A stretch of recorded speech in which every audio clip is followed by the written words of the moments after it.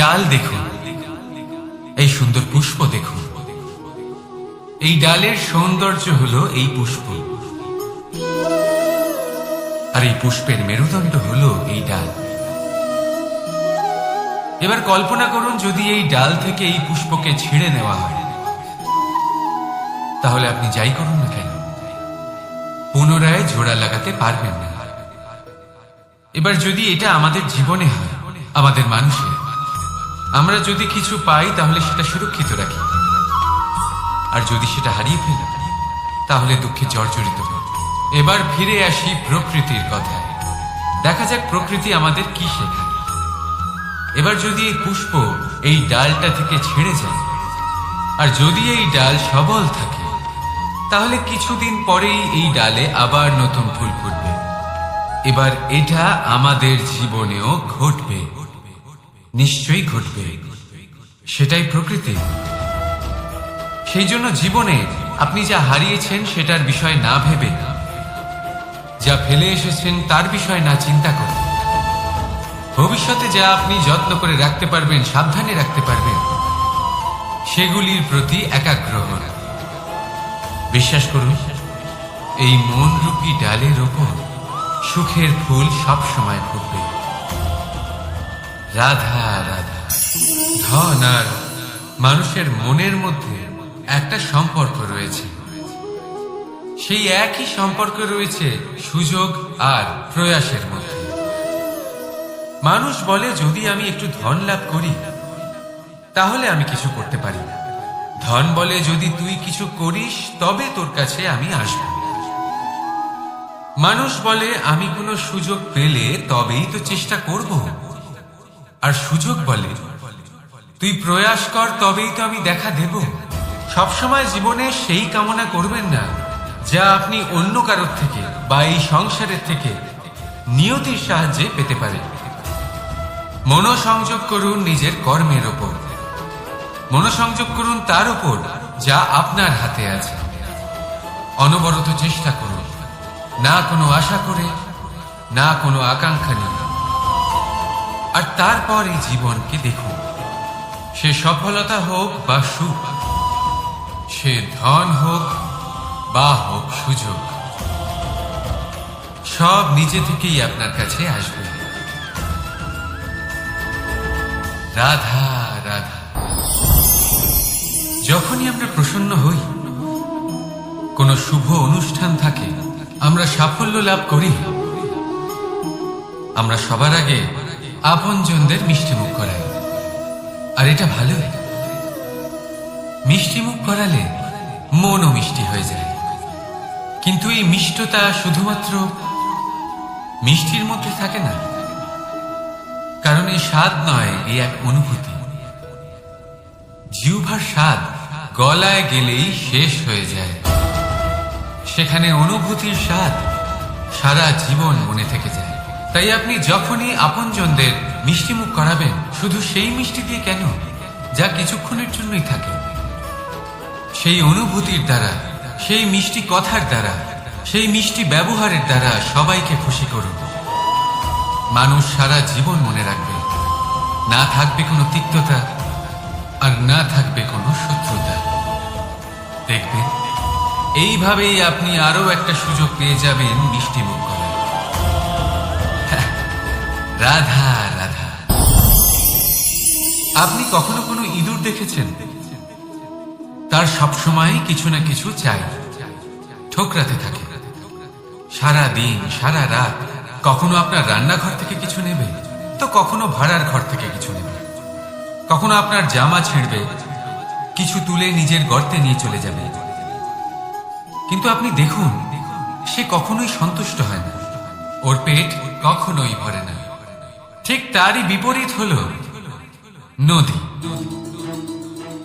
কারোর থেকে কিছুই নেয় না, শুধুই দান করে।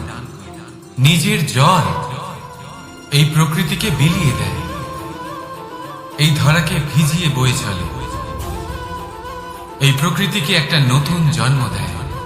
আর এই নদী যে সবসময় শুধুমাত্র দান করে, আপনি দেখবেন এই নদী কখনোই খালি হয়ে যায় না।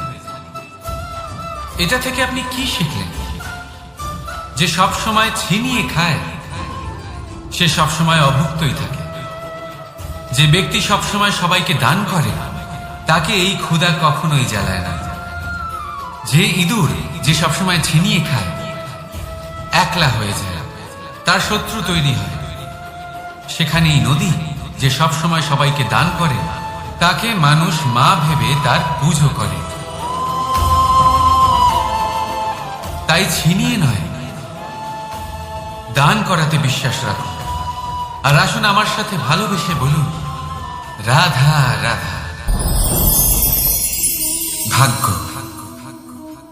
কত সুন্দর শব্দ এই ভাগ্য, কিন্তু যতটা সুন্দর ঠিক ততটাই রহস্যময় এই শব্দ। কখন কি হবে কেউ জানে না। লোকে বলে যে ভাগ্যে যা লেখা আছে তার চেয়ে বেশি কিছুই পাওয়া যায় না, তার চেয়ে কমও কিছুই পাওয়া যায় না। নিয়তির যা রচনা তা কখনো মোছা যায় না। কিন্তু কেউ এইটা বোঝে না যে নিয়তি আপনার কর্মের দ্বারা বদলায়। যদি আপনি শুভ চিন্তা করেন, শুভ কর্ম করেন, তাহলে নিয়তি আপনার সাথে খারাপ কিছু হতেই দেবে না। কখনো আকাশে পাখিদের দেখুন, তারা কখনো ভাগ্যের উপর নির্ভরশীল হয় না। যতই ঝড় আসুক, যতই তীব্র হাওয়া দিক, ঘুরতে থাকে একটা জিনিস জড়ো করে নিজের সৌভাগ্য, নিজের বাসা নিজেই তৈরি করে। নিজের সন্তানের জন্ম দেয়, তাকে লালন পালন করে, নিজেই তাকে উড়তে শেখায়, কখনোই ভাগ্যের উপরে নির্ভরশীল হয় না সে। এই বিষয়টা আমাদেরও শিখতে হবে। তাই মনে রাখবেন, আপনার ভাগ্য নিয়তির লিখন নয়। আপনার ভাগ্য তাই যেটা আপনি দিনের পর দিন আপনি নিজেই লেখেন। কিছু নিজে পরিশ্রম করে, কিছু নিজের ভাবনার জোরে। রাধা রাধা। সুরক্ষা প্রত্যেক ব্যক্তির জন্য গুরুত্বপূর্ণ, কিন্তু এটাই মানুষের সবথেকে বড় শত্রু।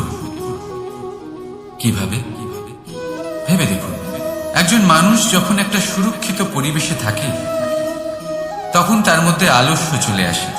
সে জানে যে আমাকে না ভবিষ্যতের জন্য কিছু করতে হবে আর না আজকের জন্য কিছু করতে হবে, শুধুই জীবন যাপন করতে হবে। এই সুরক্ষা কবচ থেকে বাইরে বেরোনো অত্যন্ত জরুরি। ভাবুন, পাখি যে তার সন্তানকে জন্ম দেয়, কিছুদিন পরে তাকে তার বাসা থেকে বের করে দেয়। কেন? যদি এরকম না করে তাহলে সেই সন্তান জীবন কাটাতেই শিখবে না।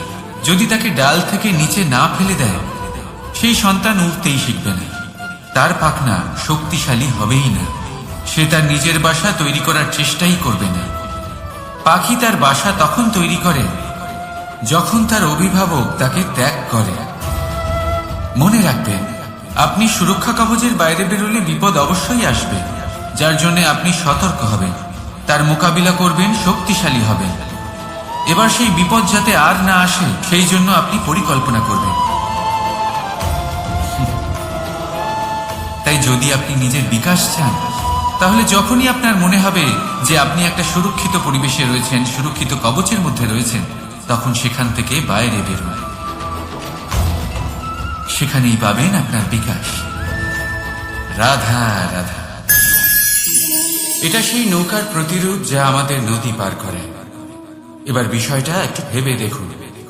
সেই বিশাল নৌকা যা আমাদের নদী পার করায়, সেটার নির্মাণ নদীতে নয়, ডাঙায় হয়। আর যদি আমরা এটাকে নদী অবধি পৌঁছতে চাই, তাহলে আমাদের দরকার পড়ে কোনো গরুর গাড়ির অথবা ঘোড়ার গাড়ি। তার সাহায্যে একে বহন করা হয়।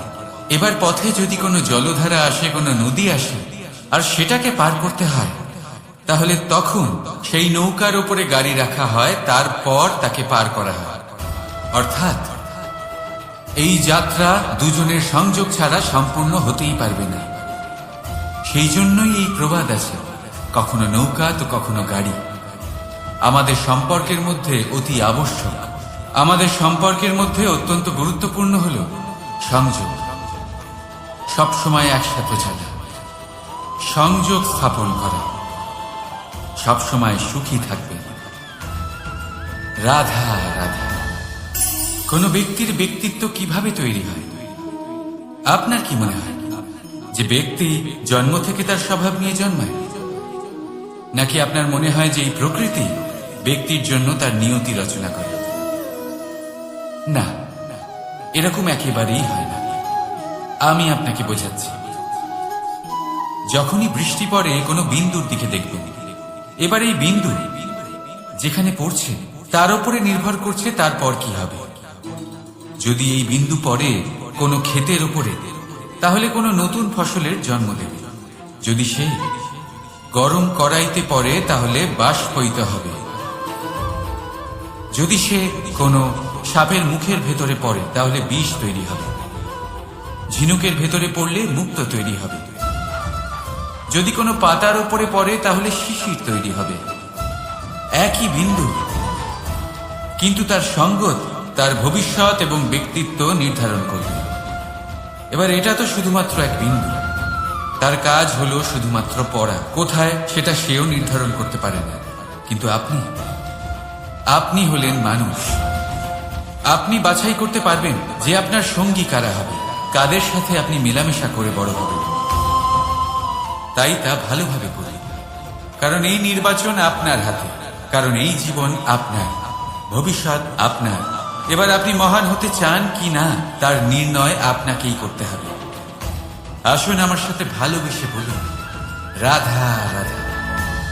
মানুষের কত রকম অনুভূতি হয়, কিন্তু সে সেটাই করে যেটা সে আজ অব্দি করে এসেছে, আর এটাই তার সব থেকে বড় ভুল।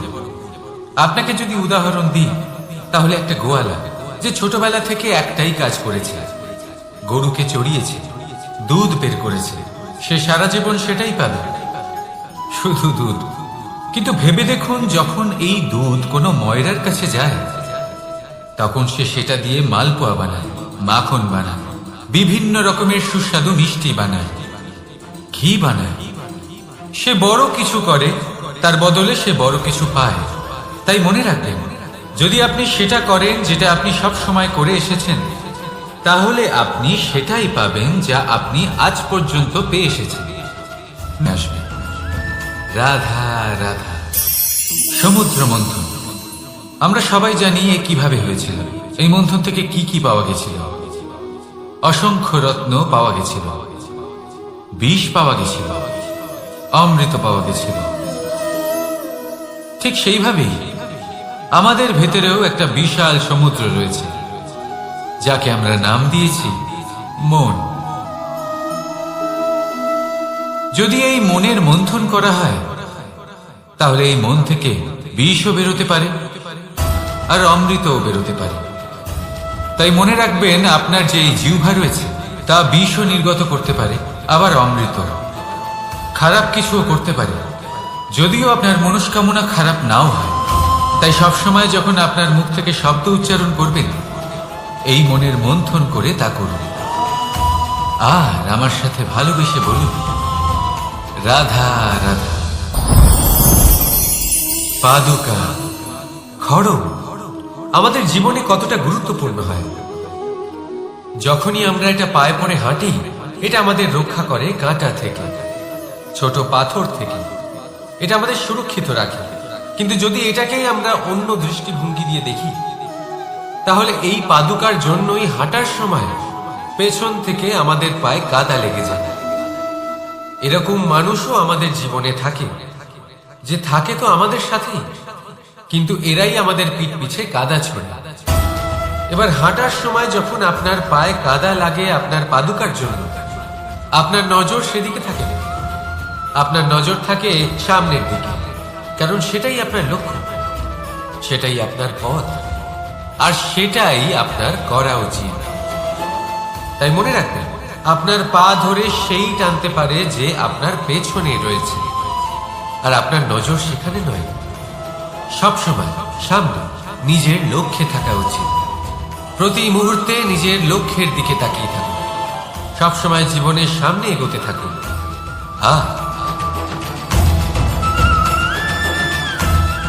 রাধা রাধা।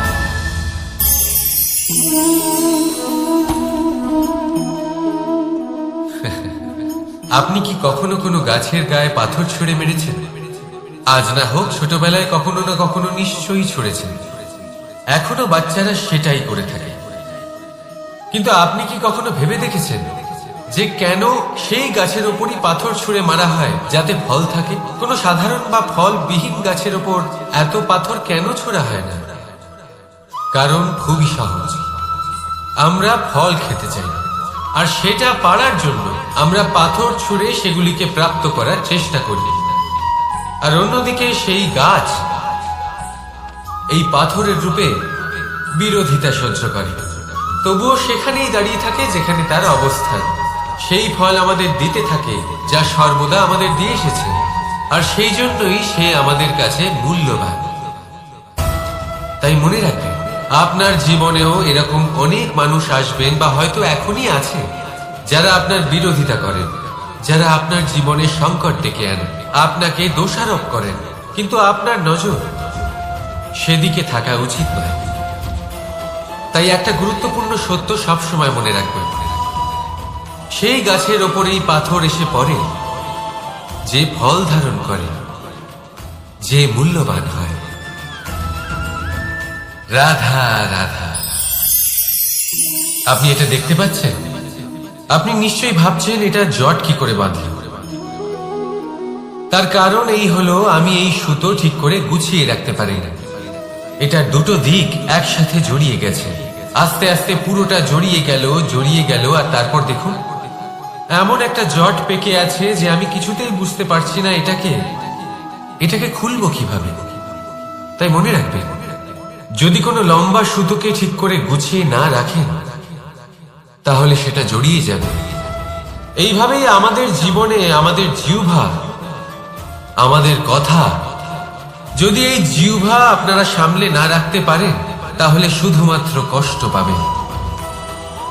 তাই নিজের শব্দ এর ওপরে নিয়ন্ত্রণ রাখুন, সর্বদাই ভালো হবে। আর আসুন আমার সাথে ভালোবেসে বলুন, রাধা রাধা। এটা দেখতে পাচ্ছেন? আপনি নিশ্চয়ই জানেন এটা কি। এটা বড়ই বিচিত্র এক বস্তু। এটা হলো কয়লা। আমি একে বিচিত্র এই কারণে বলছি, ভেবে দেখুন, যদি এটা গরম হয় আর আপনি এটাকে ধরে ফেলেন, এটা আপনার হাত পুড়িয়ে ফেলবে। আর যদি এটা ঠান্ডা হয় আর আপনি এটা ধরেন, তাহলে এটা আপনার হাতে কালি লাগিয়ে দেবে। অর্থাৎ যে কোনো পরিস্থিতিতেই, যে কোনো রূপেই থাকুক না কেন, গরম হোক অথবা ঠান্ডা, এটা কোনো না কোনো ভাবে আপনার ক্ষতি অবশ্যই করবে। এরকমই হয় খারাপ মানুষজন, বদ সঙ্গ, ঠিক কয়লার মতো। আপনি যদি কিছু নাও করেন, যাই হয়ে যাক, এরা যদি আপনার কাছে থাকে তাহলে কোনো না কোনো ভাবে জীবনে আপনার কোনো না কোনো ক্ষতি অবশ্যই হবে। তাই নিজের জীবনে সবসময় সঙ্গতের নির্ণয় অত্যন্ত ভেবেচিন্তে করবেন। রাধা রাধা। মানুষ কতটা শক্তিশালী হয়, তার কতটা সামর্থ্য রয়েছে, সে কতটা প্রতিভাশালী হয়, এটা হয়তো বলার কোনো দরকারই নেই। আজকের দিনে সবাই জানে যে মানুষ কি না করতে পারে। মানুষ চাইলে সব কিছু করতে পারে। মানুষ যদি চায় মাছের মতো জলে সাঁতার কাটতে পারে। মানুষ যদি চায় হিমালয়ের মাথা নত করতে পারে। মানুষ যদি চায় সমুদ্র থেকে মুক্ত সংগ্রহ করতে পারে। মানুষ যদি চায় তাহলে আকাশের পাখির মতো বিচরণ করতে পারে। মানুষ চাইলে সব কিছু পেতে পারে। সে জ্ঞান, সম্পত্তি, পরিবার, সাফল্য, সবকিছু। যদি কিছু থাকে যেটা সে গ্রহণ করতে চায় না, সেটা হলো তার দোষ। জীবনে এগিয়ে যেতে পারবেন। আর আমার সাথে ভালোবেসে বলুন, রাধা রাধা।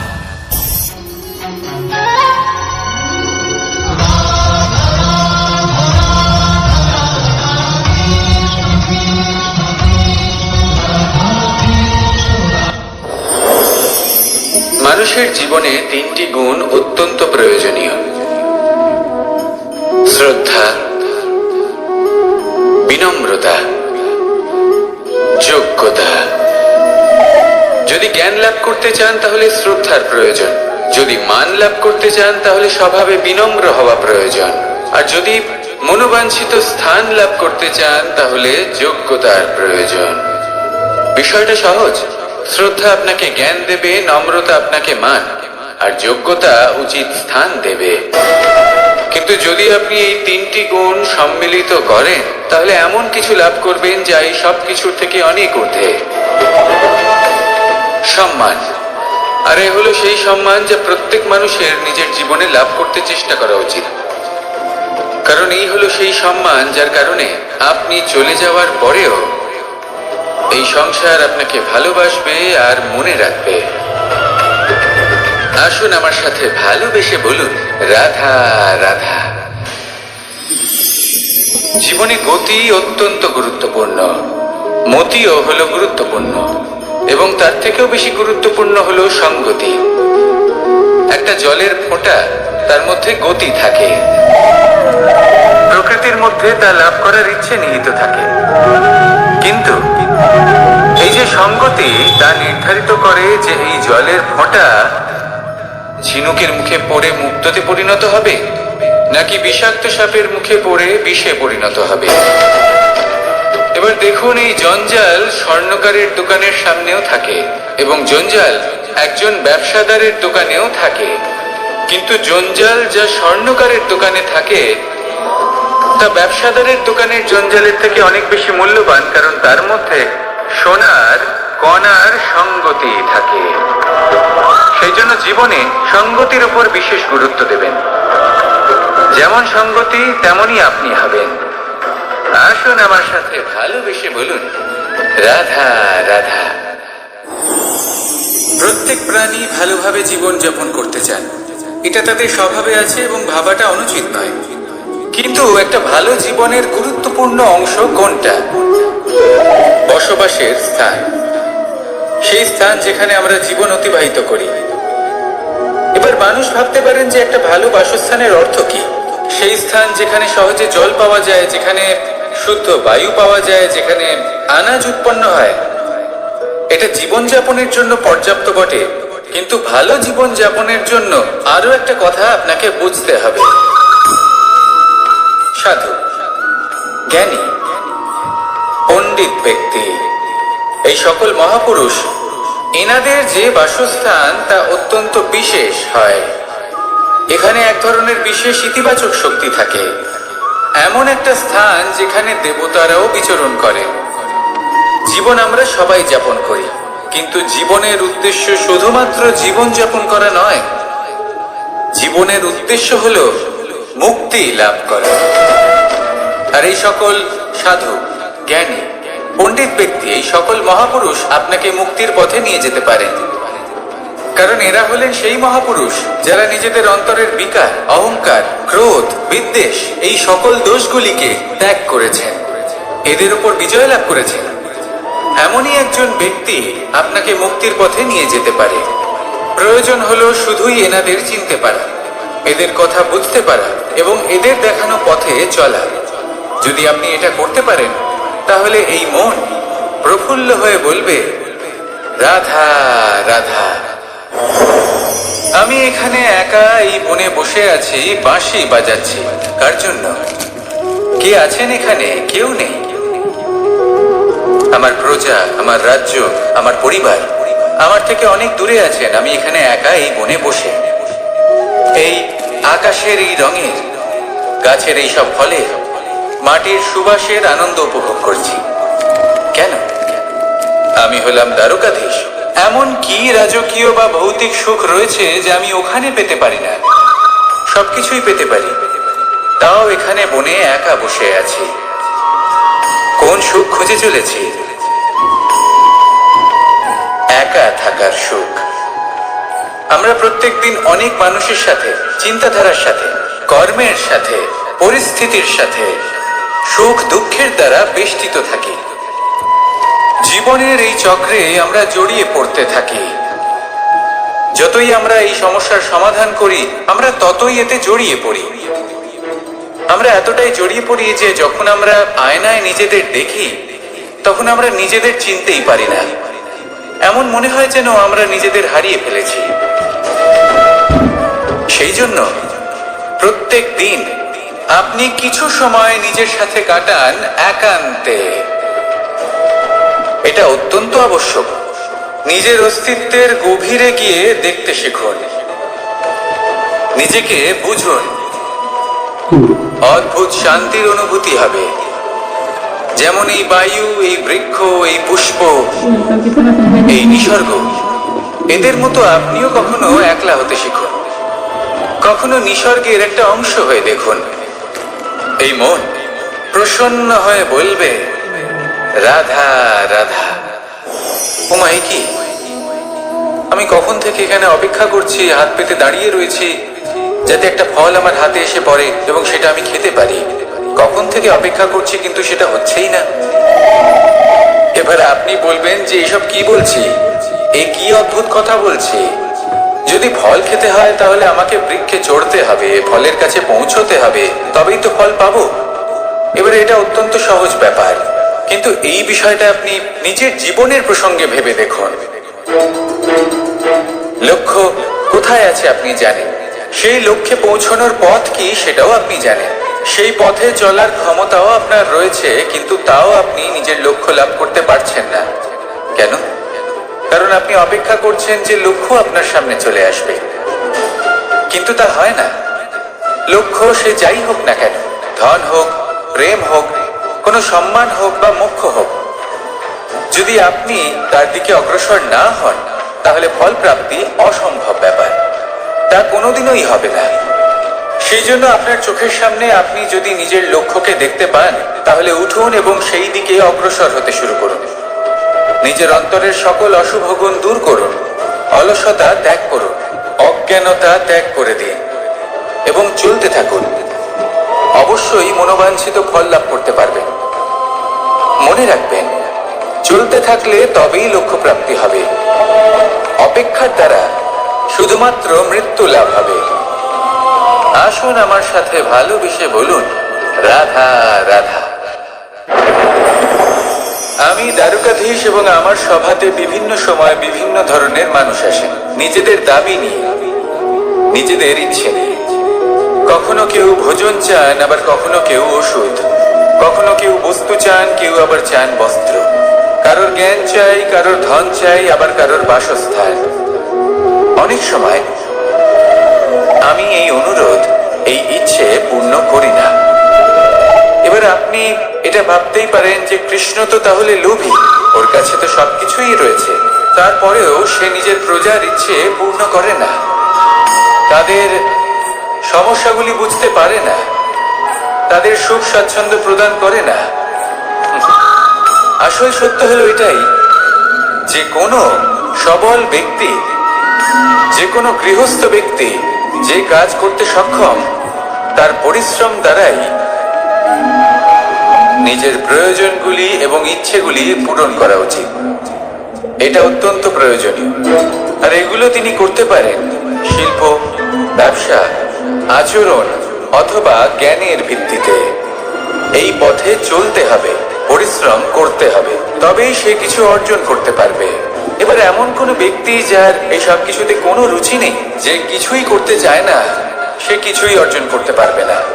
এবার এরকম কোনো ব্যক্তিকে যদি আমি কোনো বস্তু প্রদান করি তাহলে কি হবে? সে পরাধীন হয়ে যাবে, আর সেটা উচিত হবে না। তাহলে কি করা উচিত? তাকে পথ দেখানো, তাকে বোঝাতে হবে যে কোন পথে চলে তুমি নিজের লক্ষ্য প্রাপ্ত করতে পারবে।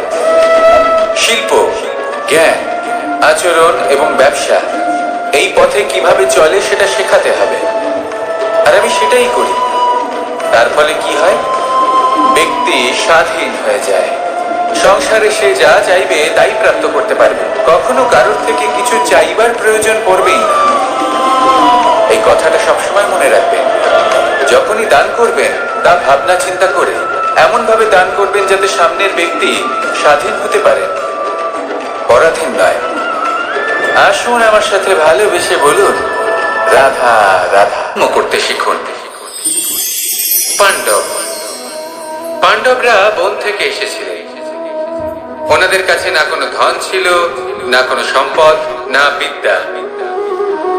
নিজের পরিশ্রমের দ্বারা ওনারা বিদ্যা অর্জন করেছিলেন, আর তার দ্বারাই সম্পদ অর্জন করলেন আর ধনও অর্জন করলেন। এই পাণ্ডব ছিলেন অত্যন্ত কুশল এবং শক্তিশালী। যুধিষ্ঠির নিজের পরিশ্রম দ্বারা এমন জ্ঞান অর্জন করেছিলেন যে এই সংসার ওনাকে ধর্মরাজ যুধিষ্ঠির অভিহিত করেছিল। দেখতে গেলে পাণ্ডবদের কাছে সবকিছুই ছিল, কিন্তু যখন বিষয় এলো আরো ধন লাভ করার, তখন যুধিষ্ঠির, যিনি পাণ্ডবদের মধ্যে জ্যেষ্ঠ, তিনি সকল পাণ্ডবদের সাথে দ্রুত ক্রীড়ায় অংশগ্রহণ করে ফেললেন। এর ফলে না শুধু ধনলক্ষ্মী, ধর্মলক্ষ্মী, বিবেক লক্ষ্মী কেউ হারালেন, আর শুধু তাই নয়, নিজের গৃহলক্ষ্মী দ্রৌপদীকেও হারিয়ে ফেললেন। এর কারণ কি? ভুলে গেলেন খুব সহজ একটা কথা, এই সংসারে সম্মান এবং সাফল্য দুটোই পরিশ্রমের দ্বারা লাভ করতে হয়। কিন্তু দ্রুত ক্রীড়ার এই খেলা আমাদের ভাগ্যের উপর নির্ভরশীল। এই সংসারে দুটি পথ রয়েছে। একটা পথ যেখানে কর্ম এবং পরিশ্রমের দ্বারা আপনি নিজের পথ নিজেই রচনা করতে পারবেন, আর দ্বিতীয় পথ হলো যেখানে এই ভাগ্য এক মুহূর্তে আপনাকে শিখরেও পৌঁছে দিতে পারে, আবার ধূলিসাৎ করে দিতে পারে। আপনি কোন পথ বাছবেন সেই চয়ন আপনারই। আসুন আর আমার সাথে ভালোবেসে বলুন, রাধা রাধা। কোনো এক সময়ের ঘটনা এটা। মা এবং বাবা হাটে গিয়েছিলেন, তখন আমি আর দাদা গিয়েছিলাম গরু চড়াতে। আমরা বাড়ি ফিরে এলাম, আর মা সেই সময় একটা কাজ করতেন। যখনই হাটে যেতেন দরজা তালা বন্ধ করে যেতেন। উনি খুব ভালো করে জানতেন যে যদি ওনার এই মাখন চোর সঠিক সময় পৌঁছে যায়, তাহলে এক ফোঁটাও মাখন আর অবশিষ্ট থাকবে না। এবার ঘটনা কিছুটা এরকম হলো যে মা আর বাবা মাঝে মাঝে হাটে যেতেন, তাই মাঝে মাঝে এই দরজা তালা বন্ধ করতে হতো। যখন মা আর বাবা ফিরে এলেন, তখন বাবা ভুলে গিয়েছিলেন যে এই চাবির গোছা থেকে ঠিক কোন চাবিটা দরজার তালা খোলার জন্য উপযোগী। উনি চেষ্টা করতে শুরু করে দিলেন। একটার পর একটা চাবি দিয়ে উনি চেষ্টা করতে থাকলেন, কিন্তু সেই দরজার তালা তো খুলতেই চাইছিল না। ওনার মাথা থেকে ঘাম পড়তে শুরু করলো। তখন মা বললেন যে তালা ভেঙে দেওয়া যাক। মা চলে গেলেন, আর বাবা বললেন না না দাঁড়াও, আর কিছু চাবি বাকি আছে, এটা হয়তো খুলতে পারবো। মা হাতুড়ি নিয়ে চলে এলেন সেই তালা ভাঙার জন্য, আর তখনই বাবা শেষ চাবিটা প্রয়োগ করলেন আর দরজার তালা খুলে গেল। যদি উনি চেষ্টা না করতেন তাহলে এই তালাটাও ভেঙে যেত আর চাবিটাও নষ্ট হয়ে যেত, ঠিক কিনা? এবার এই ঘটনাটা আমি দেখেছিলাম, আর আমার মনে হলো যে কখনো কখনো এই চাবির গোছার মধ্যে থেকে শেষ চাবিটাও কিন্তু জীবনের দরজা খুলে দিতে পারে। সেজন্য আপনি যদি জীবনে সাফল্য লাভ করতে চেষ্টা করেন, নিজের লক্ষ্যে পৌঁছতে চান, তাহলে হার মানবেন না। হয়তো দেখবেন আপনার পরবর্তী প্রচেষ্টা বা এই অন্তিম প্রচেষ্টা আপনাকে সাফল্যের পথে নিয়ে গেল। তাই নিরন্তর প্রচেষ্টা করতে থাকুন, জীবনে সাফল্য লাভ করুন। যজ্ঞের আগুনকে শুভ বলে মনে করা হয়, আর সেখানেই চিতার আগুনকে অশুভ মনে করা হয়। এমনটা কেন হয়? এখানে বিষয়টা হলো লক্ষ্য, বিচার এবং সঙ্গের। যখন আমরা যজ্ঞ করি তখন আমাদের লক্ষ্য কি হয়? পরিবেশকে আরো পবিত্র করে তোলা, ইতিবাচক করে তোলা। আমাদের লক্ষ্য শুভ হয়। তারপরে আসে বিচার। এই পরিস্থিতিতে সেই বিচার হলো অগ্নি।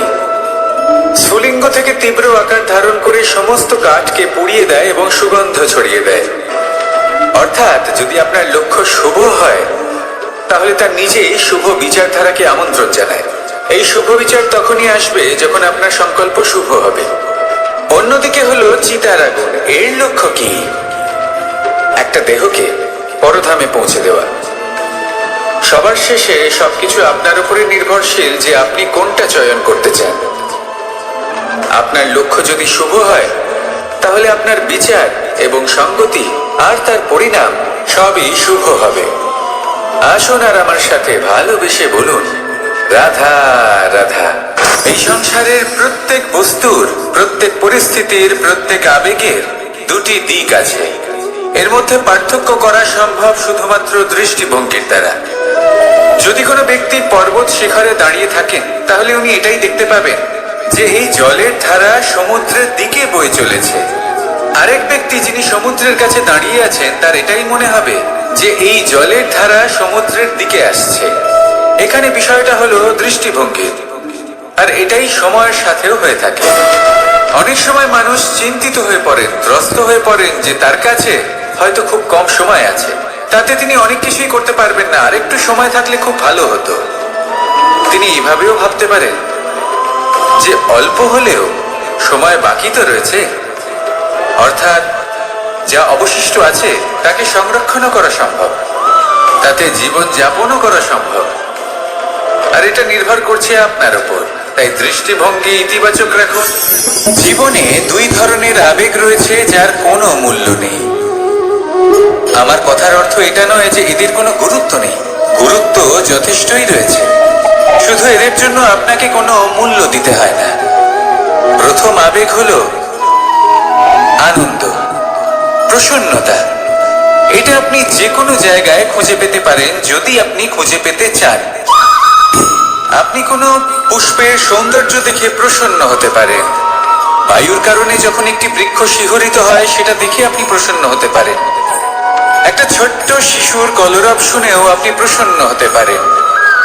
একটা ক্রন্দনরত বালককে হাসিয়ে আপনি প্রসন্ন হতে পারেন। সবকিছু আপনার উপর নির্ভরশীল।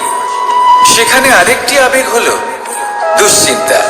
মানুষ বড়ই দুশ্চিন্তা করতে থাকে। আজ আমি এই কাজ করেছি, সেই বিষয়ে চিন্তা। আজ আমি এই কাজ করতে পারিনি, সেই বিষয়ে চিন্তা। কাল আমাকে এই কাজ করতে হবে, সেই নিয়ে চিন্তা। আমি কি সেই কাজটা করতে পারবো, সেই বিষয়ে দুশ্চিন্তা। চিন্তা সর্বত্র রয়েছে, যার জন্য মূল্য দিতে হয় না। যত চান আপনি একত্রিত করতে পারেন। একটা গুরুত্বপূর্ণ কথা মনে রাখবেন, প্রসন্নতা জীবনের একটা নতুন সূত্রপাত। সেখানে দুশ্চিন্তা হলো জীবনের চিতার সমান। এবার এই দুটি আবেগ হলো মূল্যহীন, দুটোই আপনার সামনে আছে। কোনটা চয়ন করবেন আপনি, দুশ্চিন্তা নাকি প্রসন্নতা? সিদ্ধান্ত আপনারই। আসুন আর আমার সাথে ভালোবেসে বলুন, রাধা রাধা। ধন, সম্পত্তি, এগুলো আসলে কি? এগুলো শুধু সেই মূল্য যার দ্বারা আমরা কোনো কিছু অর্জন করতে পারি। এবার এই ধনের দ্বারা এই সংসারে অনেক কিছু লাভ করা সম্ভব, কিন্তু সেই সব কিছুই শুধুমাত্র ভৌতিক বস্তুই হবে, ভৌতিক সামগ্রী, ভৌতিক সুবিধা। অর্থাৎ আপনার কাছে যতই ধন থাকুক, তা আপনাকে শান্তির ঘুম এনে দিতে পারবে না, আপনাকে জীবনের বাস্তব সুখের অনুভূতি লাভ করাতে পারবে না, কারণ এগুলো ভৌতিক ধন। এই ভৌতিক বস্তুই অর্জন করাতে সক্ষম। বাস্তবিক ধন কি? যদি এই প্রশ্ন আপনার মনে আসে, তাহলে তার উত্তর আমি আপনাকে দেব একটা উদাহরণের মাধ্যমে। কখনো আপনি শুনে থাকবেন যে একজন পিতা আজীবন অনিষ্ট করেন, অনর্থ করেন, খারাপ কাজ করেন শুধু ধন অর্জনের জন্য। তিনি ভাবেন যে আমি ধন অর্জন করব আর নিজের সন্তানকে একটা উজ্জ্বল ভবিষ্যৎ প্রদান করব, একটা সুখ স্বাচ্ছন্দ্যময় জীবন দান করব। এবার সন্তান যখন জন্ম লাভ করে, তখন সে ভাগ্যের জোরে সেই ধন ভোগ করে। যেরকম সে পায়, সেরকমই তার ব্যবহার সে করে। কখনো আপনি এটাও দেখে থাকবেন যে সেই সন্তান সমস্ত ধন নষ্ট করে ফেলে, আর সেই পিতা যিনি সমস্ত ধন সঞ্চয় করেছেন, যিনি সেই ধনের প্রভু, আজ সেই ধনের প্রহরী হয়ে রয়েছেন। এবার এরকম কেন হয়? এরকম তখনই হয় যখন সেই পিতা বুঝতেই পারেন না যে তার জীবনের আসল ধন কি। সেই আসল ধন তার সন্তানকে সে দিতেই পারে না। যদি পিতা তার সন্তানকে কর্মের জ্ঞান দিতে পারেন, উচিত কোনটা অনুচিত কোনটা সেই শিক্ষা দিতে পারেন, সংস্কারের প্রকৃত শিক্ষা দিতে পারেন, তবে সেটা ধনের থেকে অনেক বেশি গুরুত্বপূর্ণ। এটাই হলো জীবনের বাস্তব ধন। আপনি সেই কথা তো অবশ্যই শুনে থাকবেন, কুসন্তান হলে ধন সঞ্চয় করে কি হবে, সুসন্তান হলে ধন সঞ্চয় করে কি হবে। সন্তান যদি কুপুত্র হয়, তাহলে সব নষ্ট করে ফেলবে, আর সন্তান যদি সুপুত্র হয়, তাহলে ধন থাকুক না থাকুক, সে নিজেই কর্মের পথে অগ্রসর হয়ে ধন অর্জন করবে আর নিজের জন্য এক উজ্জ্বল ভবিষ্যৎ করে তুলবে। তাই সন্তানকে সম্পদ দেওয়ার আগে কর্মের জ্ঞান দান করুন, সুশিক্ষা দিন, কারণ এটাই হলো জীবনের প্রকৃত ধন। আসুন আর আমার সাথে ভালোবেসে বলুন, রাধা রাধা। একবার একটা শেয়াল বনে বিচরণ করছিল। ও একটা ছোট্ট শাবক দেখতে পেল। ও ভাবলো, আজ একেই আমি খাবার হিসেবে গ্রহণ করব। আশেপাশে দেখলো কেউ দেখছে না তো, কেউ ছিল না, আর সেই শাবকের উপর আক্রমণ করলো, যা হলো একটা ঘোর অপরাধ। বনের নিয়ম অনুসারে আপনি কখনোই শাবকের উপর আক্রমণ করতে পারেন না। তারপর এই খবরটা যখন রাজা সিংহ জানতে পারলেন, সভার আয়োজন করলেন। কিন্তু সেখানে শেয়াল বলল, আমি তো এরকম কিছু করিনি। কিন্তু যদি আপনি এরকম বলেন, কোনো প্রমাণ দিন, এর কোনো সাক্ষী আছে? তখন রাজা সিংহ পেঁচাকে ডেকে পাঠালেন, যে সেই মুহূর্তে বৃক্ষের শাখার উপর বসেছিল। সে সব কিছু দেখেছিল। পেঁচা সব সত্যি কথা বলল, আর শেয়ালকে মৃত্যুদণ্ড দেয়া হলো। এবার এই কাহিনী আমি আপনাকে কেন শোনালাম? কারণ মানুষও কখনো কখনো এরকম কর্ম করেন যা শিয়াল করেছে। এটা ভাবেন কেউ দেখছে না, যখন আমি অনুচিত কর্ম করতেই পারি। কিন্তু না, আপনি যাই করুন না কেন, কেউ না কেউ অবশ্যই তা দেখছে। কোনো ব্যক্তি না হলেও কোনো প্রাণী, না হলে কোনো যক্ষ বা দেব বা প্রেত। যদি এনারা কেউ না দেখেন, তাহলে ধরিত্রী মাতা দেখেন, যেখানে দাঁড়িয়ে আপনি সেই কর্ম করছেন, তাই না? তাই একটা কথা সবসময় মনে রাখবেন, কে দেখছেন কে দেখছেন না সেই বিষয়ে ভাবা ছেড়ে দিন। এটা খুব সহজ কথা। আপনি যদি উচিত কর্ম করেন, উচিত ফল পাবেন। যদি অনুচিত কর্ম করেন, তাহলে আপনি অনুচিত ফল অবশ্যই পাবেন। সেই জন্য উচিত পথে চলতে থাকুন, উচিত কর্ম করতে থাকুন, আর আমার সাথে ভালোবেসে বলুন, রাধা রাধা। আমরা সবাই জীবনে নিজের জন্য সবচেয়ে ভালোটাই চাই, সবচেয়ে ভালো সুবিধা পেতে চাই, সবচেয়ে বেশি সম্মান পেতে চাই। কিন্তু সবার পক্ষে এইসব পাওয়া কি সম্ভব? হ্যাঁ, নিশ্চয়ই। শুধু একমাত্র বাধা সময়। আমাদের জীবনের কোনো স্থায়িত্ব নেই। তাই যদি সময়ের সদ্ব্যবহার করেন, তাহলে একটু সুবিধে হতে পারে। এবারে দেখুন, যাদের সবসময় স্বপ্ন দেখতে ভালো লাগে, তার জন্য রাত্রি কম পড়ে যায়। আর যারা স্বপ্ন পূরণ করতে চান, তাদের জন্য দিন কম পড়ে যায়। যারা সম্মান পেতে চান, তাদের জন্য সব সময় পরোপকার কম পড়ে যায়। আর যারা জ্ঞান অর্জন করতে চান, তাদের জন্য মনোসংযোগ। জীবনে যদি নিজের লক্ষ্যে পৌঁছতে চান, তবে সময়ের বিভাজন আপনাকে ঠিক করতেই হবে। মনে রাখবেন, রাধা রাধা। লোকে বলে জীবনে মেলামেশা করা অত্যন্ত আবশ্যক। এতে সম্পর্কের আধারও হয়, আবার ব্যবসাও চলে। কিন্তু সবচেয়ে বেশি গুরুত্বপূর্ণ হলো ব্যবহার। তাই এই বিষয়ে ভাবুন, আপনার জীবনে কি আপনার সাথে মেলামেশা করবে তা নিশ্চিত করে সময়। আপনি আপনার জীবনে কার সাথে মেলামেশা করবেন তা নিশ্চিত করবে আপনার হৃদয়। আপনি যাদের সাথে মিশছেন, তাদের হৃদয়ে আপনি কতক্ষণ থাকবেন তা নিশ্চিত করবে আপনার ব্যবহার। নিজের ব্যবহার ভালো রাখুন, সব ভালোই হবে। রাধা রাধা। এই ফুল দেখতে পাচ্ছেন আপনি? এটা সেই ফুল যার জীবন এই ডালে শুরু হয়েছিল। দর্শকদের চোখে প্রশংসা দেখল সে। মধুর লোভে মৌমাছিরা এলো, আর তারপর ডাল থেকে ভেঙে নিচে পড়ে গেল সে। কেন? নিয়তি এরকম কেন করলেন? ভাবুন, কারণ এই ডালেই ফুল হয়ে থাকাটা এই ফুলের জীবনের লক্ষ্য কখনোই ছিল না। এবার এই ফুল হয় দেবতাদের সজ্জায় ব্যবহৃত হবে, নয় কোনো কন্যার গয়নায় গাঁথা হবে, আর নয় কারোর প্রেম প্রদর্শনের মাধ্যম হবে। দেখুন, জীবনে নিজের লক্ষ্যে পৌঁছতে হলে যাত্রাকে ভয় পেলে চলবে না। নিজের অস্তিত্ব তৈরি করতে হলে তাদের ছায়া থেকে আপনাদের দূরে যেতেই হবে, যারা আপনাকে অস্তিত্ব প্রদান করেছেন। এটাই জীবনের নিরন্তর সত্য। রাধা রাধা। আমাদের সকলের জীবনে কখনো না কখনো পাথর দ্বারা আঘাত লাগে, আর এই সংসারও আমাদের ওপরে কখনো না কখনো পাথর বর্ষণ করে, কখনো আমাদের খারাপ ভেবে, আর কখনো আমাদের অসফল ভেবে, কখনো আমাদের বুদ্ধিহীন ভেবে। কারণ অনেক আছে, কিন্তু এই পাথর দ্বারা আমরা আঘাত পাবো কি পাবো না তা সম্পূর্ণ আমাদের হাতে।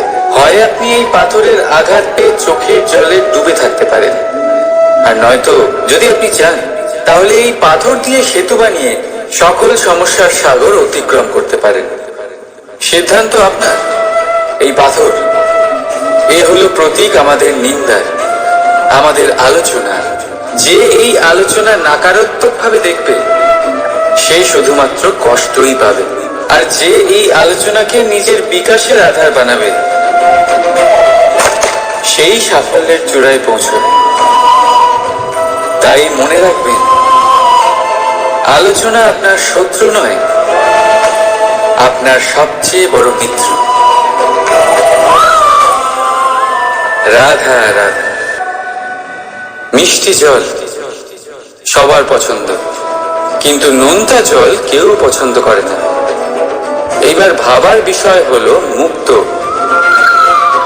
যা সমুদ্রের গহ্বরেই তৈরি হয়। নোনতা জলের মধ্যে থেকেই প্রতি মুহূর্তে অন্য প্রাণীদের থেকে বেঁচে নিজের অস্তিত্বকে বাজি রেখে ঝিনুক মুক্ত প্রদান করে থাকে। কখনো ভেবেছেন কেন? কারণ সংকটের সম্মুখীন না হয়ে, চরম পরিস্থিতির সাথে না জড়িয়ে আপনার কখনোই সুপ্রাপ্তি হবে না। তাই নির্ভীক হয়ে সংকটের সম্মুখীন হন, আর আমার সাথে ভালোবেসে বলুন, রাধা রাধা। আমরা সকলেই সময়ের গুরুত্ব বুঝি।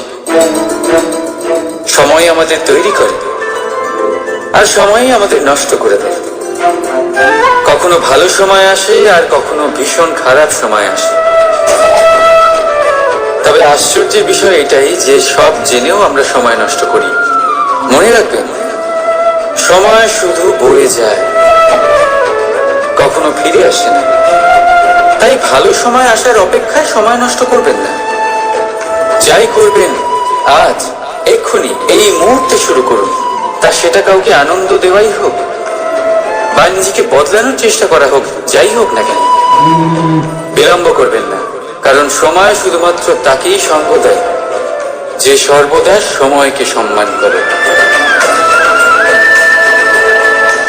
রাধা রাধা। কোথায় আছে সবকিছু সীমা থাকে, মুশকিলের, কষ্টের, সংকটের, অন্ধকারের। যার কোনো সীমা নেই তা হলো কেবলমাত্র কঠোর পরিশ্রমে। আপনি নিশ্চয়ই দেখেছেন, রাত্রি যতই অন্ধকারময়, তারা পরিশ্রম করে তার সাথে লড়তে থাকে, আর অবশেষে সকাল হয়েই যায়। ঝড়ে পাখিদের বাসা ছিন্ন বিচ্ছিন্ন হয়ে যায়, কিন্তু পাখিরা নিজের পরিশ্রম দ্বারা তা আবার বানিয়ে নেয়। কারণ যা সীমিত তাকে অসীমের কাছে হারতে হয়, আর পরিশ্রম অসীম। রাধা রাধা। প্রবাহিত নদী কত সুন্দর হয়, বলিষ্ঠ হয়।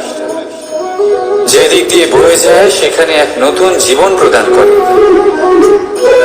ধরণীকে উর্বর করে, আকাল দূরে রাখে। আর হয়তো এই জন্যই নদীকে মায়ের মতো পুজো করা হয়। কিন্তু আপনি কি কখনো ভেবে দেখেছেন যে নদীর জন্ম কি করে? এ কি শুরু থেকেই এমন বিশাল আর খরস্রোতা হয়? না, বৃষ্টির ছোট ছোট ফোঁটা একসাথে সম্মিলিত হয়ে এক সূক্ষ্ম ধারা তৈরি করে, আর সেই ধারাগুলি পর্বতের বরফ কেটে তাদেরকে গলিয়ে জলপ্রপাত হয়ে ঝরে পড়ে পাথরের সাথে ধাক্কা খেয়ে তারপরেই সে নদী হয়ে ওঠে। ঠিক সেইভাবেই এত সহজে কেউ মহান হয়ে ওঠে না। ছোট ছোট চেষ্টা মিলে এক বিশাল ব্যক্তিত্ব তৈরি করে। তাই জীবনে সর্বদাই চেষ্টা করতে থাকুন। অস্তিত্ব নিজে থেকেই প্রকাশ পাবে। রাধা রাধা। কখনো কখনো আমরা নিজের মা বাবার ওপর কতটা রেগে যাই, মনে করি ওনাদের মন আমাদের দিকেই নেই। আমরা ভাবি ওনাদের কাছে আমাদের কোনো অস্তিত্বই নেই, আর তাই আমরা রেগে যাই। কিন্তু আপনি কি কখনো এমন অনুভব করেছেন যে আমাদের চোখ দিয়ে আমরা আমাদের নাক কখনো দেখতেই পাই না, কারণ তা চোখের ভীষণই কাছে থাকে, দুই চোখের মাঝখানে। কিন্তু যখন কেউ মুখে আঘাত করে, হাত সর্বপ্রথম নাককেই সুরক্ষিত করার চেষ্টা করে। মাতা পিতাও অনেকটা এরকমই হয়। আপনার ভালোর জন্য, আপনার সুরক্ষার জন্য তারা সবসময় তৈরি। তাই তাদের প্রেমকে কখনো সন্দেহ করবেন না। আবশ্যক নয় তাদের প্রেম আপনি সবসময় স্পষ্টভাবে দেখতে পাবেন, কারণ এই এক এমন প্রেম যা সর্বদাই আপনার সাথে ঢাল হয়ে আপনার রক্ষা করতে থাকবে। রাধা রাধা। বাবুল গাছ কত বিশাল আকার হয়, পিপুল গাছও বিশাল আকার হয়। কিন্তু আপনি কি কখনো ভেবে দেখেছেন যে কেন বাবুল গাছ কেটে তা ব্যবহার করা হয়, আর কেনই বা পিপুল গাছকে পুজো করা হয়? এই জন্যই, কারণ পিপুল গাছ তার নিচে বসে থাকা পথিককে ছায়া প্রদান করে, নিজের ডালে অসংখ্য পাখিদের আশ্রয় দিয়ে থাকে, কাউকে কাঁটা ফুটিয়ে দূরে সরায় না, বরং তাকে শীতল ছায়া দিয়ে তার ক্লান্তি দূর করে। এই সংসারে যদি আপনি সম্মান পেতে চান, তবে পিপুল গাছের মতোই হতে হবে। কিছু দিতে শিখুন, আনন্দ, সুখ, শীতলতা দান করতে শিখুন, আর কাঁটার মতন কাউকে কখনো কষ্ট দেবেন না। সম্মান স্বয়ং হেঁটে আপনার কাছে আসবে। আর মন প্রসন্ন হয়ে বলবে রাধা রাধা। শক্তি অর্জন করা এতটা কঠিন নয় যতটা শক্তি লাভ করার পরে সেই শক্তি সামলানো কঠিন হয়। কারণ যেই মানুষ শক্তি লাভ করে তার মনে গর্ববোধ জন্মায়, জন্মায় অহংকার, জন্মায় জেদ। তাই শক্তি প্রাপ্ত করার সাথে বিনম্র থাকাও অত্যন্ত আবশ্যক। আর এটা আমাদের শেখা উচিত বৃক্ষের থেকে। বৃক্ষ যা আমাদের ফল দেয়, বৃক্ষ যা যত ফল দেয় ততটাই ঝুঁকে যায়। আমরা পাথর মারি ওই বৃক্ষের থেকে ফল প্রাপ্ত করার জন্য। সেই পাথরের মার সহ্য করেও বৃক্ষ আমাদের ফল দেয়। কোনো গর্ববোধ নেই, কোনো অহংকার বোধ নেই, আর সেই জন্য এই বৃক্ষের পুজো করা হয়। এটাই হলো মাহাত্ম্য, শক্তির সাথে বিনম্রতা। যদি এই শক্তি সৃজন করে থাকে, সাহায্য করে থাকে, সম্বল হয়ে থাকে, তবেই সেই শক্তি উপযুক্ত। আর নয়তো সেই শক্তি একদিন আপনাকে আসক্ত অবশ্যই করবে। তাহলে শক্তি অবশ্যই অর্জন করুন, কিন্তু তার সাথে সেই শক্তি সামলানোর মতো বিবেকও আপনাকে অবশ্যই জাগ্রত করতে হবে। তাহলে আসুন আমার সাথে ভালোবেসে বলুন রাধা রাধা।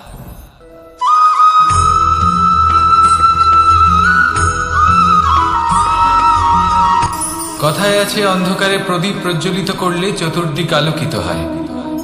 কিন্তু যদি এই প্রদীপ আমি সূর্যের আলোর সম্মুখে সকালবেলায় প্রজ্বলিত করে রেখে দিই, তাহলে কি হবে? আপনি বলবেন যে এটা করে তো কোনো লাভই হলো না। সূর্যের প্রকাশের সামনে এই প্রদীপ আসলে কিছুই নয়। এবার এই চিন্তা ভাবনা প্রত্যেক দিন করতে হবে, আর একটা অমূল্য শিক্ষা পেতে হবে।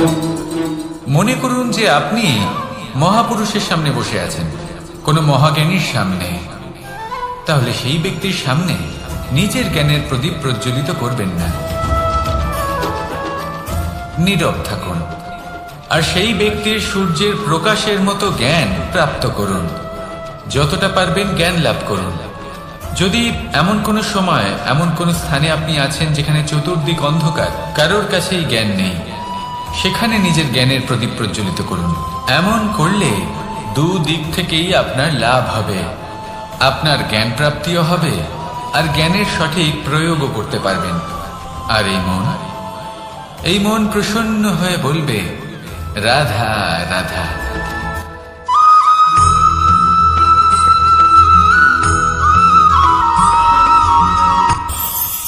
এই সংসারে আমরা প্রকাশ কোথা থেকে পাই? এর উত্তর বড়ই সরল। ভোরে যখন সূর্যোদয় হয় তখন প্রকাশের কিরণ আমাদের ঘরে এসে পৌঁছয়। এইভাবেই আমরা প্রকাশ লাভ করি। এবার এই প্রকাশের আলোতেই আমরা সারাদিনের কাজ সম্পন্ন করি। সন্ধে হয়ে যায়, সূর্যাস্তও হয়ে যায়, আর আমাদের ঘর যাতে অন্ধকার না হয় তার জন্য আমরা একটা প্রদীপ প্রজ্বলিত করি। এটাই ঘটে আমাদের জীবনেও। এবার প্রবাহমান আয়ুর সাথে আমরা আমাদের অন্তরে যদি একটা প্রদীপ প্রজ্বলিত করে নিই তাহলে বিষয়টাই অন্যরকম হবে। এবার আপনি বলবেন কোন প্রকাশের কথা বলছি যে আমাদের অন্তরে জাগ্রত করা সম্ভব? আমাদের আত্মার মাঝে প্রেমের প্রকাশ জাগ্রত করার কথা বলছি। কারণ আমাদের এই জীবন এও হলো দিনের আলোর মতো। আজ প্রকাশ আছে, কিন্তু কোনোদিন অবশ্যই অস্ত হবে। কিন্তু অস্ত হবার আগে যদি আমরা আমাদের আত্মার মাঝে প্রেমের এই প্রকাশ উজ্জ্বলিত করে নিই তাহলে আমাদের সন্ধ্যাকালও আমরা আনন্দে এবং প্রেমে যাপন করব। তাহলে আসুন আর আমার সাথে ভালোবেসে বলুন, রাধা রাধা।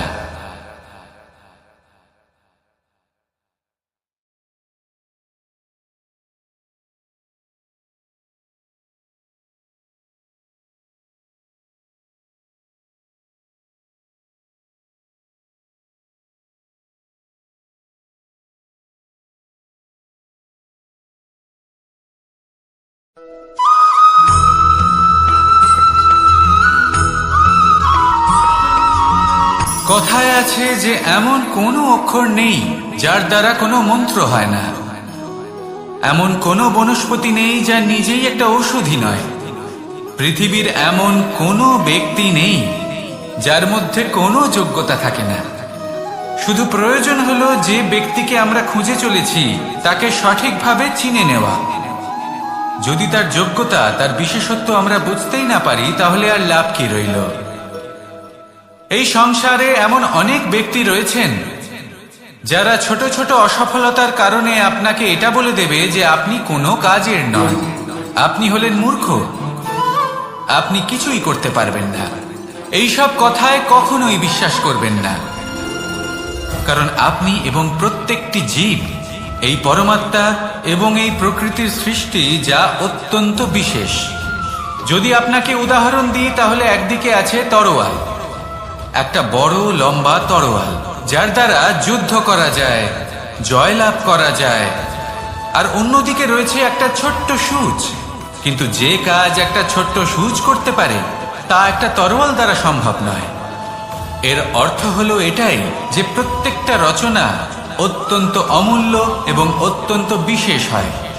তাহলে বিশ্বাস রাখুন যে আপনি অত্যন্ত বিশেষ একজন। আর প্রেমের সাথে বলুন, রাধা রাধা।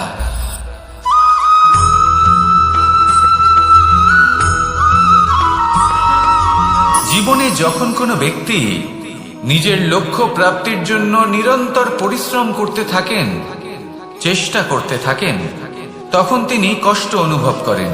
কখনো শারীরিক কষ্ট, কখনো মানসিক কষ্ট। এবার উনি এটা ভাবতে থাকেন যে আমি কি উচিত করছি নাকি অনুচিত করছি।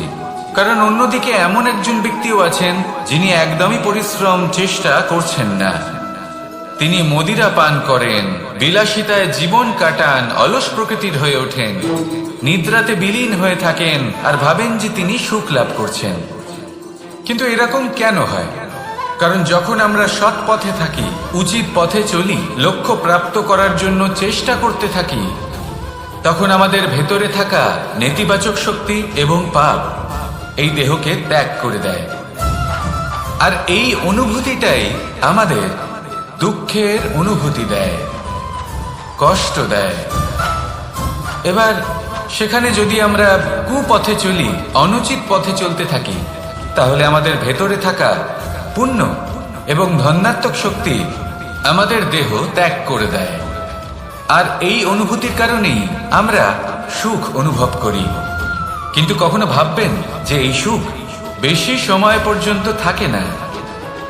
সেই জন্য সবসময় মনে রাখবেন, যদি আপনি জানেন যে এটাই আপনার লক্ষ্য, এটাই উচিত পথ, শুভ পথ, তাতে নিরন্তরভাবে এগিয়ে যেতে চেষ্টা করতে থাকুন।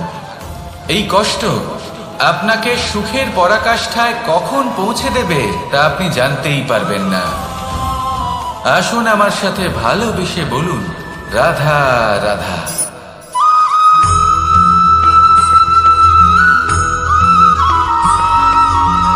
এই দড়িটা দেখুন, ছোট ছোট রেশম দ্বারা তৈরি, এটা সরু সুতো দ্বারা তৈরি হয়েছে এটা, আর এ অত্যন্ত কোমলও বটে।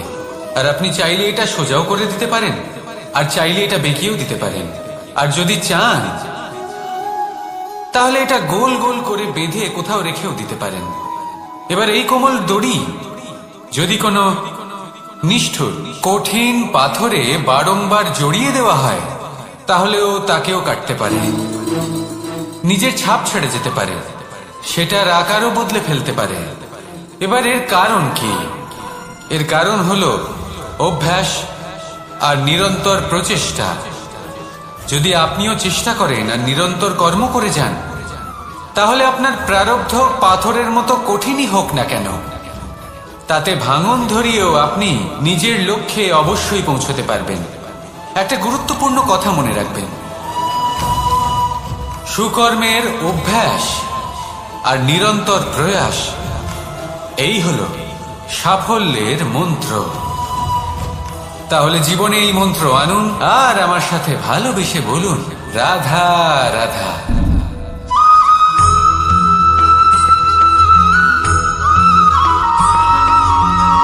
এই সংসারে কোনো বস্তু হোক বা ব্যক্তি হোক, তার একার গুরুত্ব কিন্তু খুব বেশি নয়।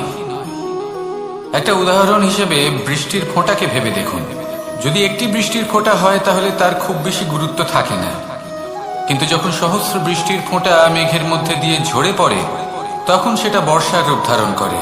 সেই বর্ষা যাই প্রকৃতিকে শান্ত করে। সেইভাবেই পাথরের ছোট টুকরো, তার খুব বেশি গুরুত্ব থাকে না, কিন্তু যখন অসংখ্য পাথরের টুকরো একত্রিত হয় তখন তা পর্বতের আকার ধারণ করে। সেইভাবেই কিছু মানুষ যখন একত্রিত হন তখন তৈরি হয় পরিবার, কিছু পরিবার যখন একত্রিত হয় তখন তৈরি হয় সমাজ, যখন অনেক সংখ্যক সমাজ একত্রিত হয় তখন তৈরি হয় রাজ্য। এবার এই রাজ্যের সব থেকে গুরুত্বপূর্ণ ব্যক্তি হতে পারেন রাজা, কিন্তু তাও সেই রাজা একা কিছু করতে পারেন না। যুদ্ধ লড়ার সময় তারও নিজের সৈন্যদলকে প্রয়োজন পড়ে। কিন্তু এই সংসারে এমন একজন ব্যক্তি আছেন যিনি একাই সব কাজ করতে থাকেন, এবং সেই ব্যক্তি হলেন মা। আমাদের জীবনে একজন পিতার ভূমিকা কিন্তু নিঃসন্দেহে অমূল্য, কিন্তু আমাদের সকলের জীবনে যে ভূমিকা একজন মায়ের তা অন্য কারোর থাকে না। একজন মা একাই সন্তানকে বড় করতে পারেন, সংস্কারী করে তুলতে পারেন, তার জন্য পরিশ্রম করেন। আর এত কিছু কাজ করার পরেও তার কাজের জন্য তিনি প্রশংসা অবশ্য পান না। উল্টে যদি সেই সন্তান অনুচিত পথে চালিত হয়, অনুচিত কর্ম করে, তখন সেই মাকেই অপবাদের পাত্র হয়ে উঠতে হয়। আমাদের জীবনে মায়ের যোগদান কতটা সেটা বুঝুন। আপনাকে বড় করে তোলার জন্য উনি কতটা পরিশ্রম করেছেন সেটা বুঝুন। আজ থেকে, এখন থেকে, এই মুহূর্ত থেকে মাকে সম্মান করতে শিখুন। যখন সময় পাবেন, যখন সুযোগ হবে, তখন তার প্রশংসা করুন, ওনারও ভালো লাগবে। আর মায়ের এই মমতার জন্য, তার এই ভূমিকার জন্য আসুন সবাই মিলে আমরা তাকে প্রণাম করি, আর সকলে মিলে ভালোবেসে বলি, রাধা রাধা।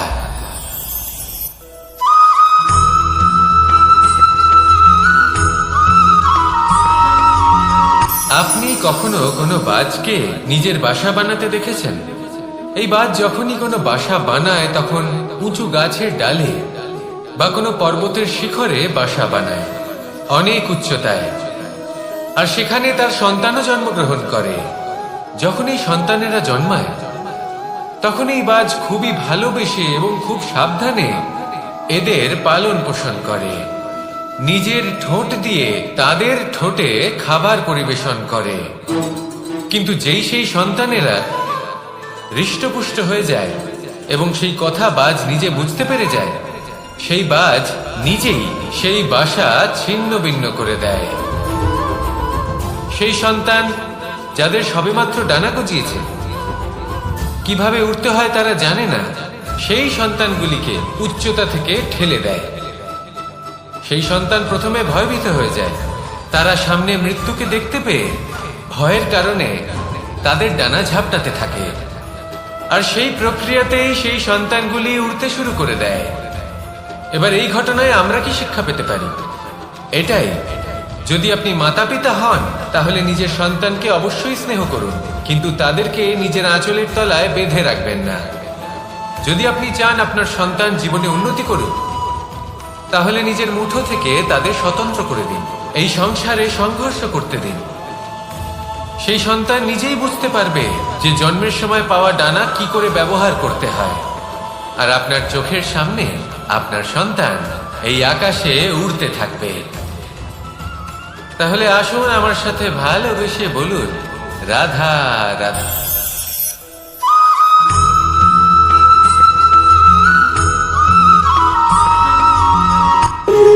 যখন মানুষের মৃত্যু হয় তখন কি হয়? অনেক সংখ্যক মানুষ শোক পালন করতে চলে আসেন। যে ব্যক্তি মৃত্যু লাভ করেছেন তার অনেক বস্তু থাকে যেগুলো তার প্রিয়, যেগুলো তিনি ব্যবহার করেছেন। তার শয্যা, তার বস্ত্র, তার আভূষণ সবকিছু তার থেকে বিচ্ছিন্ন করা হয় এবং খালি হাতে তাকে শ্মশানের উদ্দেশ্যে রওনা করা হয়। আমি আপনাকে এই প্রশ্ন করতে চাই, আপনি এই সংসারে কি অর্জন করেছেন?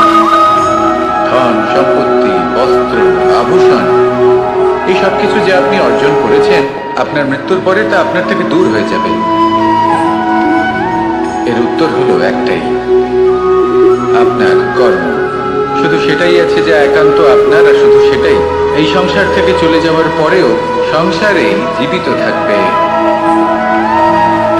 যদি আপনি দুষ্কর্ম করেন তাহলে এই সংসার আপনাকে একটি অনুচিত উদাহরণ হিসেবে মনে রাখবে যে এই ব্যক্তি খুব পাপী ছিল, অনুচিত কর্ম করতেন। যে পথে তিনি চলেছেন সেই পথে কারোর চলা উচিত নয়। সেখানেই যদি আপনি সৎকর্ম করেন তাহলে সংসার চিরকাল এটাই বলবে যে খুব ভালো মানুষ ছিলেন, সবাইকে ভালোবাসতেন, সবাইকে সাহায্য করতেন, আমার খুব প্রিয় মানুষ ছিলেন। এটাই হলো শ্রেষ্ঠ কর্ম। সেই জন্য জীবনে শুধুমাত্র ধন সম্পত্তি, আভূষণ এই সব অর্জন করতে গিয়ে নিজের মনোনিবেশ করবেন না। শ্রেষ্ঠ কর্ম করুন। সংসার থেকে চলে যাওয়ার পরেও এই কর্মই এই সংসারে আপনাকে জীবিত রাখবে। আসুন আমার সাথে ভালোবেসে বলুন, রাধা রাধা।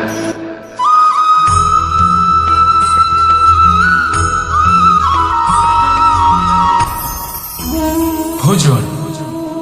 এবার ভোজন সংগ্রহ করার জন্য মানুষ কি না করেন, সব সময় চেষ্টা করতে থাকেন।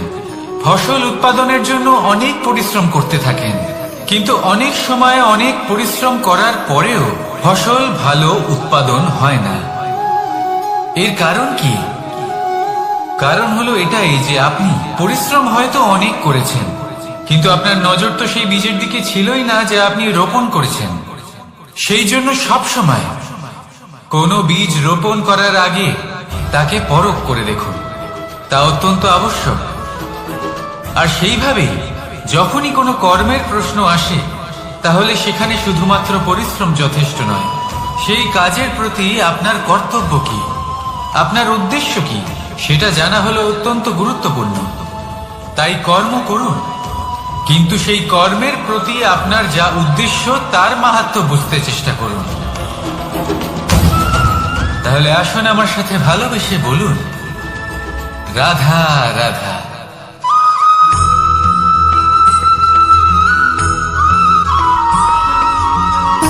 সুখ, দুঃখ এবং শক্তি, এই তিন হলো এই সংসারের ত্রিদেবের মতো।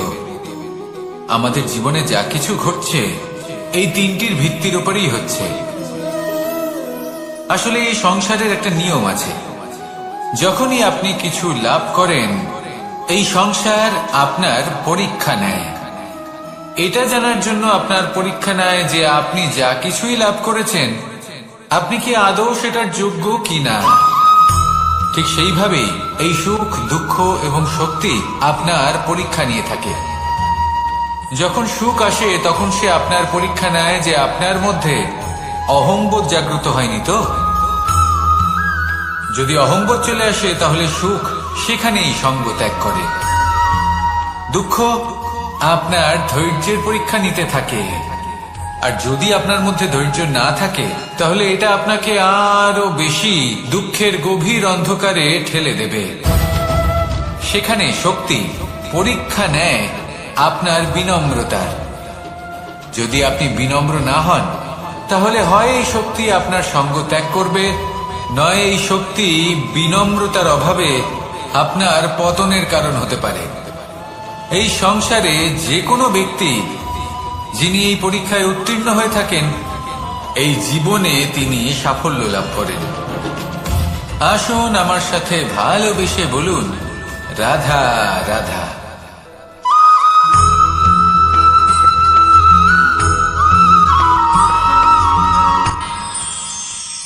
আমরা সবাই সূর্যকে সম্মান কেন করি?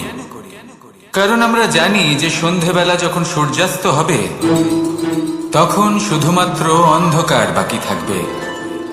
ঠিক কিছুটা এরকমই হয় আমাদের মাতা পিতাও, যিনি আমাদের জন্ম দেন, আমাদের ভরণ পোষণ করেন, আমাদের বড় করেন, আমাদের প্রেম প্রদান করেন। কখনো কখনো তাদের মুখ থেকে কটু কথা নিঃসৃত হয়, আমাদের দুঃখ হয়, কিন্তু তখন আমাদের এটা বোঝা উচিত এগুলি নিঃসৃত হচ্ছে আমাদেরই মঙ্গলের জন্য। যেমন সূর্যদেব, উনিও উত্তাপ দিয়ে থাকেন আমাদেরই মঙ্গলের জন্য, যাতে ফসল পাকতে পারে, যাতে জল বাষ্প হয়ে মেঘ হতে পারে, বৃষ্টি হতে পারে, আর এই সংসারে নিরন্তর জলের প্রবাহ থাকে। আমাদের মাতা পিতা, তাদের কঠোর আচরণ, তাদের কঠোর অনুশাসনের পেছনে লুকিয়ে থাকে ওনাদের ভালোবাসা। আমাদের তা বুঝতে হবে, সসম্মানে ওনাদের গ্রহণ করতে হবে। কারণ ঠিক সূর্যাস্তের পরে যেমন চতুর্দিক অন্ধকারচ্ছন্ন হয়ে যায়, তেমনি আমাদের জীবন থেকে যখন আমাদের মাতা পিতা চলে যায় তখন আমাদের জীবনেও শুধু এবং শুধুমাত্র অন্ধকারই ছেয়ে থাকে। সেই জন্য নিজের মাতা পিতাকে সম্মান করুন, ওনাদের ভালোবাসা প্রদান করুন। এই মন আর এই জীবন প্রসন্ন হয়ে বলবে, রাধা রাধা।